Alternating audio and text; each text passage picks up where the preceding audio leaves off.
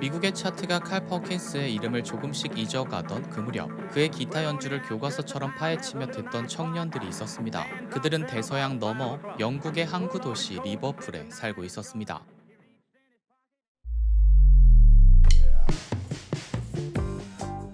끔찍했던 교통사고 직후에도 칼 퍼킨스의 음악 인생이 곧바로 막을 내린 것은 아니었습니다. 그는 불과 한 달 만에 무대로 돌아왔고 5월에는 미뤄졌던 페리코모 쇼까지 성공적으로 마쳤죠. 이후 발표한 버핑 더 블루스와 딕시 프라이는 컨트리 차트 톱 10에 6월 트루 러브는 톱 20에 연이어 오르며 저력을 과시했습니다. 주옥 같은 히트곡들은 계속해서 흘러나왔습니다. 다만 그 어떤 곡도 블루 스웨이드 슈즈만큼 컨트리와 팝, R&B 청중을 한꺼번에 휩쓰는 거대한 폭발을 다시 만들어내지는 못했습니다. 칼은 실패한 것이 아니라 가장 거세게 달려나가야 할 골든타임의 속도를 잃어버렸던 것입니다. 1958년 칼은 오랫동안 정들었던 선 레코드를 떠나 컬럼비아 레코드로 둥지를 옮겼습니다. 하지만 바로 그해 오랜 세월 곁에서 리듬 기타를 쳐주던 분신 같은 형 제이가 뇌종양으로 세상을 떠나고 맙니다. 당시 교통사고 부상과 뇌종양 사이의 의학적 인과관계가 밝혀진 것은 아니었기에 사고가 죽음의 원인이었다고 단정할 수는 없지만 칼에게 형의 부재는 너무나 뼈아픈 비극이었습니다. 로큰롤 시장의 지형도 급격히 바뀌어 갔습니다. 엘비스는 대중문화의 완전한 중심에 섰고 수많은 신인들이 매일같이 쏟아져 나왔습니다. 칼은 녹음과 공연을 멈추지 않았지만 팝 차트의 중심에서는 점점 멀어져 갔고 오랜 시간 음주 문제와도 고독한 싸움을 이어가야 했습니다. 하지만 차트가 그를 외면했다고 해서 그의 음악까지 사라진 것은 아니었습니다. 미국에서 유행의 뒤편으로 밀려난 그의 기타 톤은 바다 건너 전혀 다른 음악가들의 손으로 조용히 옮겨가고 있었습니다. 그가 잃은 것은 아티스트로서의 영향력이 아니라 그 영향력 위에 자신의 이름을 새겨둘 대중의 시선이었을 뿐입니다.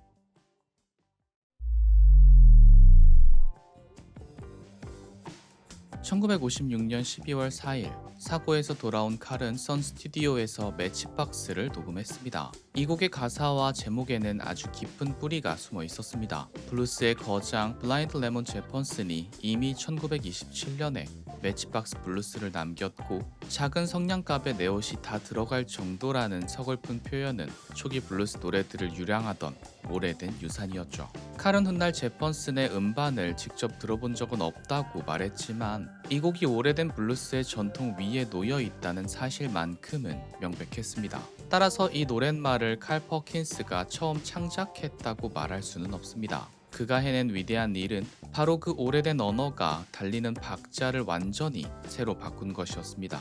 예스러운 블루스의 구절을 현대적인 컨트리 기타와 강렬한 로큰롤 백비트 안으로 매끄럽게 옮겨왔고 당시 선 스튜디오의 풋풋한 신인이던 제리리 루이스가 피아노를 잡아 소리를 완성했습니다.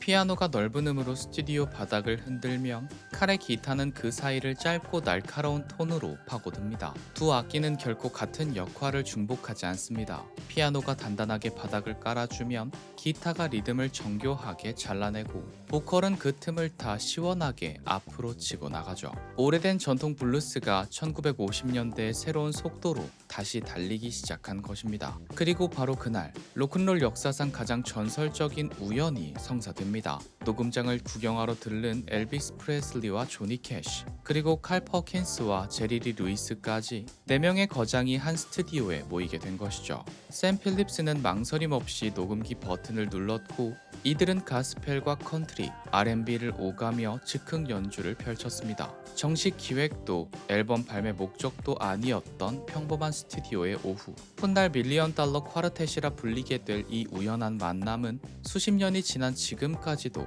로큰롤 탄생기의 가장 찬란한 순간으로 기억되고 있습니다.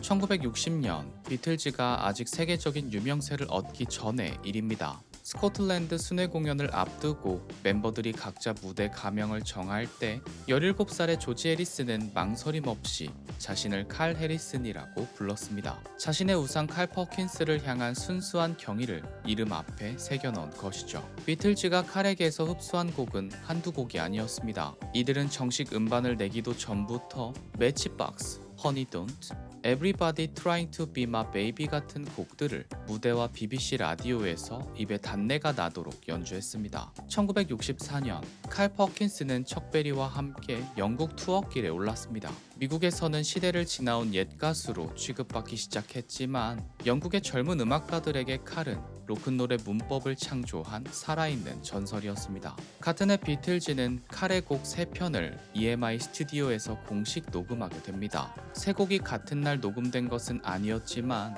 6월 1일 매치박스 녹음 세션에는 칼 퍼킨스가 직접 스튜디오를 찾아 후배들의 연주를 흐뭇하게 지켜보았습니다. 비틀즈 음반에서 매치박스와 허니돈트는 링고스타가, Everybody's Trying to Be My Baby는 조지 해리슨이 보컬을 맡았습니다. 어느 한 멤버의 개인적인 취향을 넘어 밴드 전체가 영혼으로 공유한 레파토리였던 셈입니다. 그들이 받아들인 것은 단지 유명한 노래 제목만이 아니었습니다. 보컬 라인 뒤에 기타로 짧게 대답하는 방식, 컨트리의 명확한 서사와 블루스의 음색을 한데 섞는 감각, 그리고 직접 곡을 쓰고 노래하며 리드 기타까지 지배하는 완벽한 아티스트의 모범을 배운 것이었습니다.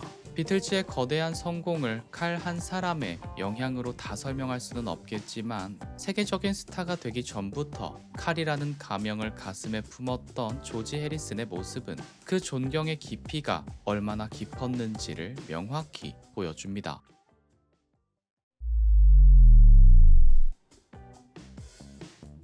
1965년 칼은 오랜 버신 조니 캐시의 순회 공연단에 합류했습니다. 그는 이후 10년 동안 기타리스트이자 가수로 조니 캐시의 무대를 묵묵히 바쳤습니다. 자신의 이름이 가장 크게 박힌 화려한 무대는 아니었지만 그는 매일 관객 앞에서 기타를 튕기며 진정한 음악가로 생존해 나갔습니다. 그리고 마침내 자신의 목소리가 아닌 자신이 써내려간 노래로 다시 한번 차트 정상에 올라섭니다. 1968년 말 조니 캐시는 칼이 작곡한 데디 생 베이스를 싱글로 발표하게 됩니다. Make a living out of Blacklander.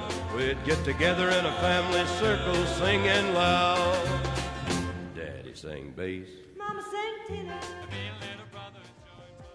듣고 계신 목소리는 조니 캐시지만 이 아름다운 선율을 써내려간 손은 칼 퍼킨스의 손이었습니다. 블루 스웨이디 슈즈가 춤추는 청춘과 구두 한 켤레를 그렸다면 이 곡은 가난하고 고된 삶 속에서도 노래로 서로를 보듬는 가족의 숭고함을 바라보고 있었죠. 이 노래는 1969년 빌보드 컨트리 차트 1위에 올랐고 칼 퍼킨스는 팝의 중심에서 멀어진 지 수십 년 만에 위대한 작곡가로서 다시금 세계 정상에 섰습니다. 1982년에는 폴 맥카트니의 앨범 터그 오브 워에 참여해 게릿을 함께 불렀고 기타를 연주했습니다. 젊은 날 칼의 음반을 들으며 독학했던 비틀즈의 멤버가 이제 자신의 음반 안으로 전설적인 원작자를 귀하게 초대한 것입니다. 1985년 칼은 내슈빌 작곡가 명예 전당에 헌액되었고 같은 해 런던에서 열린 특별 헌정 공연에는 조지 해리슨, 링고 스타, 에릭 클립턴 등 당대 최고의 거장들이 모여 그에게 존경을 바쳤습니다.